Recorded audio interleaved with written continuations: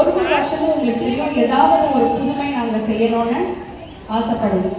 இந்த வருஷம் அதே மாதிரி பட்டிமன்றம் எல்லாம் இப்போ வந்து எல்லா கையில் பார்த்தாக்க செல்போன் இல்லாமல் சாப்பிட கூட போக மாட்டேன்றாங்க, செல்போன் இல்லாமல் தூங்க கூட போக மாட்டேங்கிறாங்க. ஏன்னா அந்த செல்போன்ல தான் அலாமே வைக்கிறாங்க. ஸோ நம்மளோட உயிர் மூச்சு மாதிரி ஆகிவிட்ட செல்போன் நல்ல ஹெல்தியா இல்லையா அதை பத்தி பேச வராங்க நம்முடைய குழந்தைகள். நிஜமாவே இன்ட்ரெஸ்டிங்கா இருக்கும். கொஞ்சம் கவனமா இருந்தீங்கன்னா நல்லா என்ஜாய் பண்ணலாம். ப்ளீஸ்.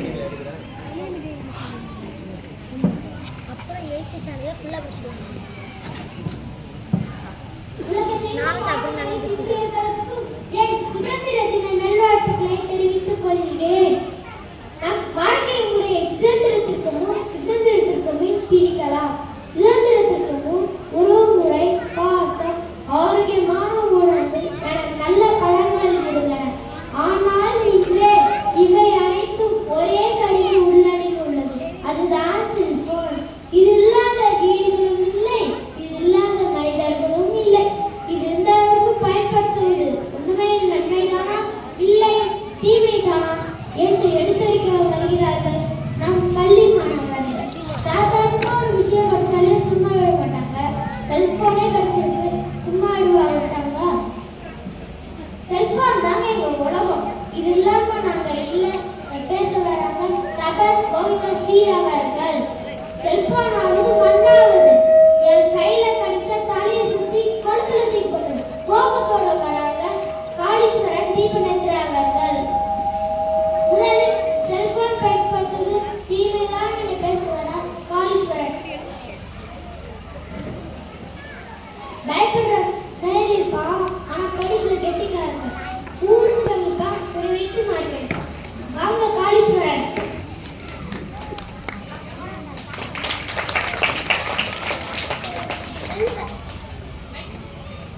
என் தலைமை ஆசிரியர் அவர்களுக்கும் என் ஆசிரியர்களுக்கும் இங்கு வந்திருக்கும் அனைத்து பெற்றோர்களுக்கும் என் மாணவ மாணவியர்களுக்கும் என் சுதந்திர தின நல்வாழ்த்துக்களை தெரிவித்துக் கொள்கிறேன். அஞ்சு ஆறு இன்ச்சில இது ஆழக்காவுக்கும் செண்டுடா, செஞ்சு யாரு வச்சது உன் வளர்ச்சியில குண்டுடா. ஆமா ஆமா, இத பார்த்து எல்லாருக்கும் கண்ணு கெட்டு போய்தான் இருக்கு. அட்ட பூச்சிடா தொட்டா போச்சுடா, ஆண்ட்ராய்டு வைஃபை இப்போ உனக்கேண்டா, கொட்டும் கொலவிடா பட்டா போச்சுடா, வாட்ஸ்அப்பும் ஃபேஸ்புக்கும் இப்போ உனக்கேண்டா. என்னது குழந்தையா கொட்டிட்டு போடுறதுக்கு? குழவி கொட்டினா கூட பரவாயில்ல, மருந்து கொட்டலாம். ஆனா அந்த செல்போனால வாழ்க்கையே கெட்டு போயிடும். மனுஷன் என்னென்னமோ வாழ்க்கை வாழ்ந்தான், ஆனா அன்னைக்கு இந்த செல்போனோட வாழ்ற நிலைமை. மனுஷன் பேனா வச்சான் பாக்கெட்ல, கடிகாரம் கட்டினா கையில, டெலிபோன் இருந்துச்சு வீட்டுல, டிவி இருந்துச்சு வீட்டு செவத்துல. ஆனா இந்த போன் இருக்கே கையில இருக்கு, பையில இருக்கு, படுக்கையில இருக்கு, ஏன் பாத்ரூம்ல கூட இருக்கு. பொண்டாட்டி பிள்ளைங்களை பாக்குறாங்களோ இல்லையோ, ஆனா இந்த செல்போனை பார்க்காம இருக்க மாட்டேங்கிறாங்களே. அவங்க காலையில கண்டுபிடிக்கிறதுலே இந்த செல்போனு தானே. மனுஷன் குடும்பத்தோட உட்காந்து சந்தோஷமா பேசி செலவிட்ட காலத்தை கொஞ்சம் கொஞ்சமா இருந்துட்டு வர. எதனால? எல்லாமே இந்த செல்போனாலதான். இப்போ வீட்டுக்குள்ளேயே அம்மா பையனை போன் பண்ணி கூப்பிடுற நிலைமை. இதுதான் நம்ம என்ன சொல்றீங்களா? நடுவர்களே, நான் கடைசியா ஒரு சொல்றேன், சிந்திச்சு பாருங்க. சொல்லுங்க கேட்போம். அம்மாவின் மடியில் படுத்துறங்கி அண்ணன் தங்கைகளோடு ஒரு பிடித்தாடி பாட்டிமார்களோடு பல கதைகள் பேசி நிலா முற்றத்தில் மகிழ்ந்த காலங்கள் எங்கோ தொலைந்ததும் எந்த நேரமும் எங்களை பிடித்தாட்டியது எல்லா கைகளிலும் செல்போன். செல்போன் வேண்டாம் வேண்டாம் வேண்டாம். ஆகவே செல்போன் தீங்குதான் என்று கூறி என் உரையை முடிக்கிறேன். நன்றி, வணக்கம். ஆஹா, அருமை, நிதர்சனமான உண்மை. மனசுக்கு பட்டத கொட்டி தீர்த்துட்டாங்க. பார்க்கலாம் அடுத்த 60 என்ன பதிலடி தர போறாங்க. செல்போன் பயன்படுத்தினாங்க நீங்கதான் கூறுகிறார் தபன்.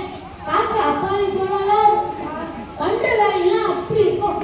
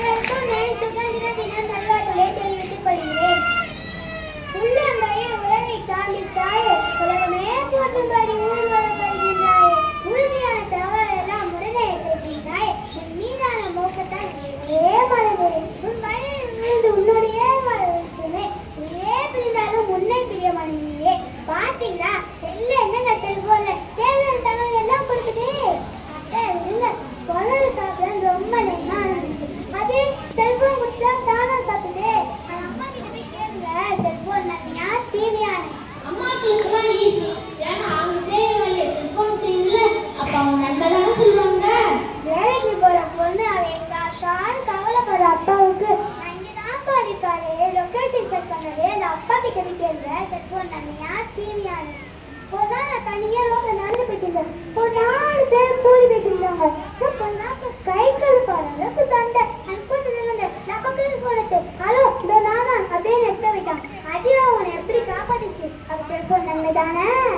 போர் அடிக்குது போர் அடிக்குது போர் அடிக்குது போர் அடிக்குது போன் இல்லாம போர் அடிக்குது. அங்க போனா போர் அடிக்குது இங்க போனா போர் அடிக்குது. பார்த்துக்கிட்டே சாப்பிடலாம் சாப்பிட்டுக்கிட்டே பார்த்துக்கலாம்.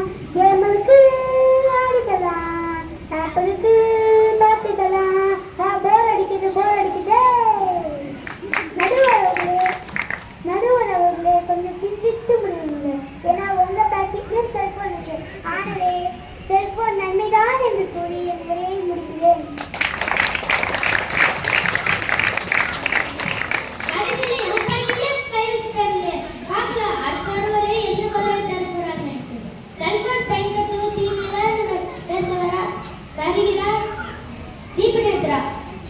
இப்போதான் நம்ம ஸ்கூலுக்கு புதுசு. இப்போதான் நம்ம ஸ்கூலுடைய ஒழுக்கத்தையும் ரூல்ஸ் அண்ட் ரெகுலேஷன்ஸையும் கத்துட்டு வராங்க. நாங்க தீப நேத்ரா அனைவருக்கும் நல்வாழ்த்துக்களை தெரிவித்துக் கொள்கிறேன். அவங்க பயங்கரமா பேசியிருக்காங்க. கொரோனாவே காட்டாயும் போலக்கே நீங்க நன்மைதான் சொல்லிட்டீங்க. இதை முதல்ல நல்லா இருக்கீங்களா? இந்த போனா எத்தனை பேர் வீட்டில் உதவாங்க தெரியாதா? ஆமா ஆமா ஓவர் பண்ண சொன்னா போன் பார்த்துட்டு இருந்தா வருவாங்க. அப்படி என்ன வாங்குவாங்க? வேலைக்கு போற பொண்ணு தெருவோட வரைக்கும் போய் யாராவது அவளை ஃபாலோ பண்றாங்கன்னு பார்க்குற அப்பாவுக்கு அது இன்ஸ்டாகிராம்ல 4 லட்சம் பேர் ஃபாலோ பண்றது தெரியாதே. இதுதான் நன்மையா? இதெல்லாம் அவங்களுக்கும் தெரியும். தூங்குறது எழுப்பலாம், ஆனா தூங்குறவங்களை எழுப்ப முடியுமா? சரியா சொல்லி நடுவரே ஒருத்தர் செல்போன படம் முடிச்சு அது ஒரு தாய் பயன்படுத்துற எடுத்து நோண்டாத தம்பி நோண்டாத நோண்டாத செல்போனை நோண்டாத வாழ்க்கையை கழிச்சுக்கிட்டு அப்பாரமா என்றாங்க. வாழ்க்கையை கழிச்சுக்கிட்டு அப்பாரமா என்றாங்க. நோண்டாத செல்போனை நோண்டாத. நீங்க நன்மைதான்னு சொல்றீங்க, நாங்க தீமைதான்னு சொல்றோம். மாத்திரை சாப்பிட்டா குணமாயிடும்னு நீங்க சொல்றீங்க, நாங்க சைடு எஃபெக்ட் வந்து நாங்க சொல்றோம். அந்த சைடு எஃபெக்ட் தான் இப்பவே வந்துச்சு. இந்த செல்போனால பகல்ல வேலை போச்சு, ராத்திரியில தூக்கம் போச்சு. இந்த நடுவரே இந்த செல்போனும் கொரோனாவும் ஒண்ணு. அது எப்படி? அதுவா? அது ரெண்டுமே மனுஷனை தனிமைப்படுத்திடும். நாம் தொலைவில் இருந்தாலும் பேசிட உதவியாக இருந்ததுதான். ஆனால் இப்போ அது அருகில் இருப்பவரை பேசாமல் செய்து விட்டது. ஒரே அறையில் இருந்தாலும் தனித்தனியாக இருக்கின்றோம். ஒருவருக்கு ஒருவர் பேசாமல் செல்போன் பார்த்து கொண்டு. ஆகவே செல்போன் தீமைதான் என்று கூறி என்னுடைய முடிக்கின்றேன். நன்றி வணக்கம்.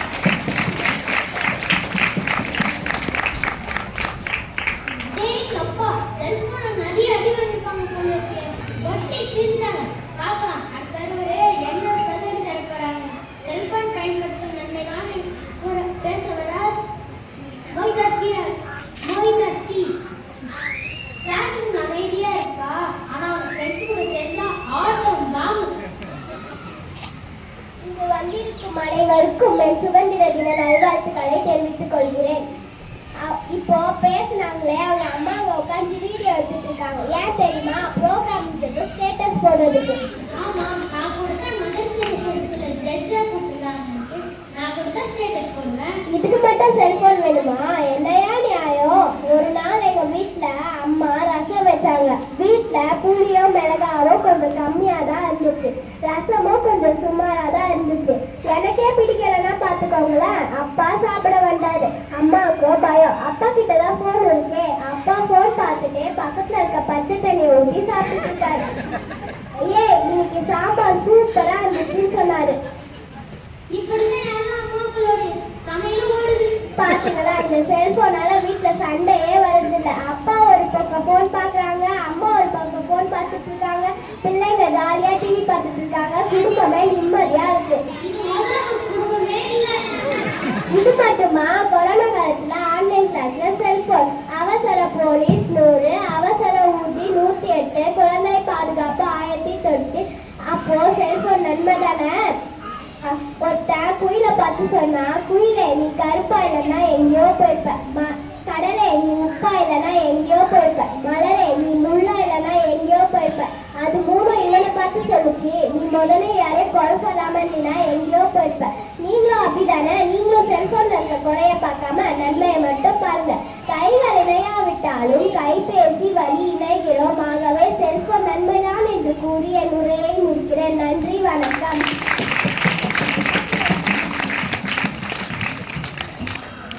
எல்லாரும் பேசி முடிச்சிட்டாங்க. அனைவரும் தீர்ப்பு எதிர்பார்த்துட்டு இருக்காங்க. மனுஷன் நன்மைக்காக தான் கருவிகளை கண்டுபிடிச்சான்.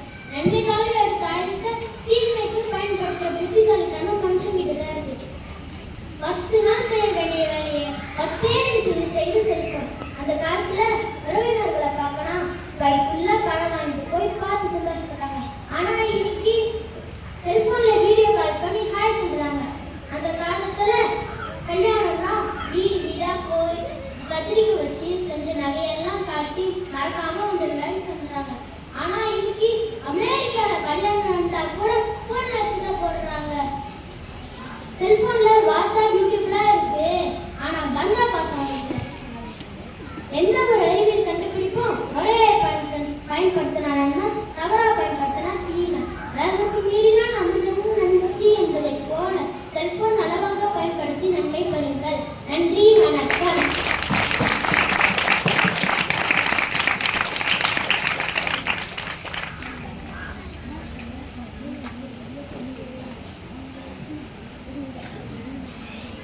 இப்பொழுது நம்மிடையே வந்திருக்கும் சிறப்பு விருந்தினர் அவர் உரையை நமக்காக அளிக்க முன்வருவார்.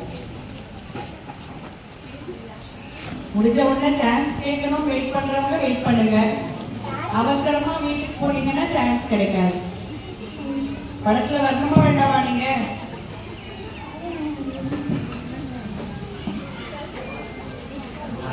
வந்திருக்க எல்லாருக்கும் வணக்கம். பேரண்ட்ஸ்க்கு என்னோட பெஸ்ட் விஷஸ். ஏன்னா எல்லாருமே சூப்பராக பெர்ஃபார்ம் பண்ணுறாங்க. யாருமே வந்து பெர்ஃபார்ம் பண்ணாமல் இல்லை நினைக்கிறேன். அண்ட் வந்திருக்க பேரண்ட்ஸ் தான் நன்றி. ஹெச்எம் மேம் ரொம்ப பியூட்டிஃபுல்லாக பேசினாங்க. ஃபர்ஸ்ட் அவங்களுக்கு தான் வாய்ப்பு கொடுக்கணும்னு நினைக்கிறேன். ஸோ அவங்க தான் வைக்கிறாங்க. So wonderful ma'am. ஏன்னா வந்து இந்த சர்வீஸ் மெடிக்கல் இயர்ஸ் தான் ஸ்கூல் ரன் பண்ணுறாங்கன்னு சொல்லியிருக்காங்க.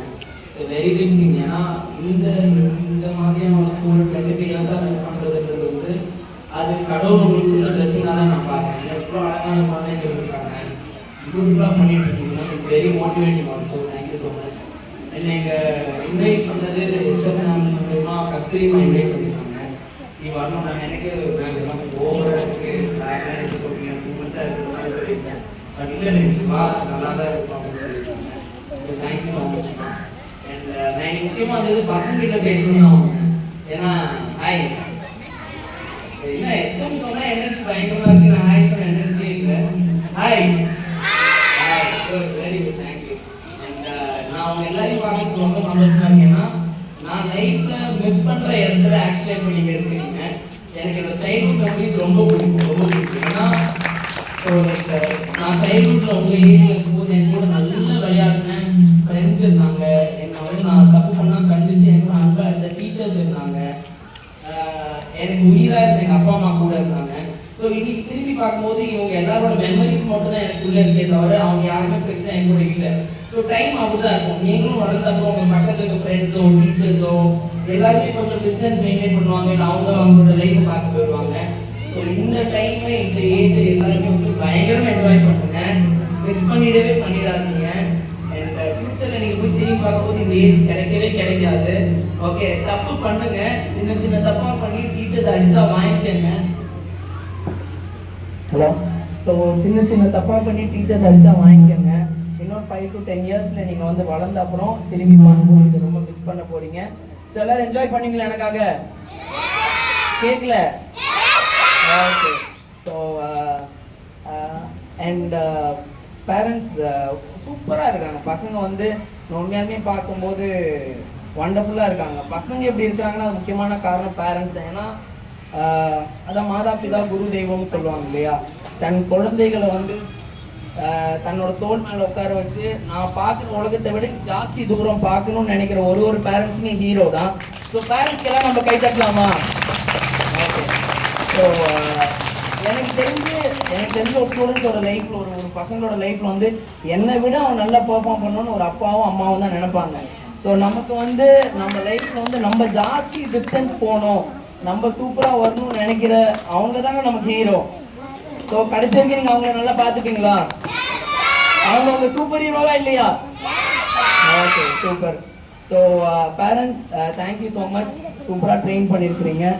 அண்ட் மாதா பிதா குரு பற்றி சொல்லணும்.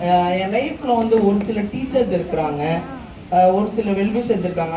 அவங்களால தான் நான் இன்னைக்கு நல்லா இருக்கேன் அப்படின்னு சொன்னால் டெஃபினட்டாக. ஏன்னா ஒரு லாஸ்ட் பெஞ்ச் ஸ்டூடெண்ட்டாக இருக்கிற நான் வந்து எனக்கு வந்து ஒரு ஸ்கூலில் வந்து என்னை கூப்பிட்டு இல்லை சார் நீங்கள் இதை பண்ணுங்கள், பேரண்ட்ஸ் கிட்ட பேசுங்கன்னு சொல்கிறாங்கன்னா எனக்கு ஒரு ரெஸ்பெக்ட் அப்படின்னு இருக்குன்னா அந்த டீச்சர்ஸ்னால தான். நான் 10th படிக்கும்போது I was the first performing student அகாடமிக்கெல்லாம்.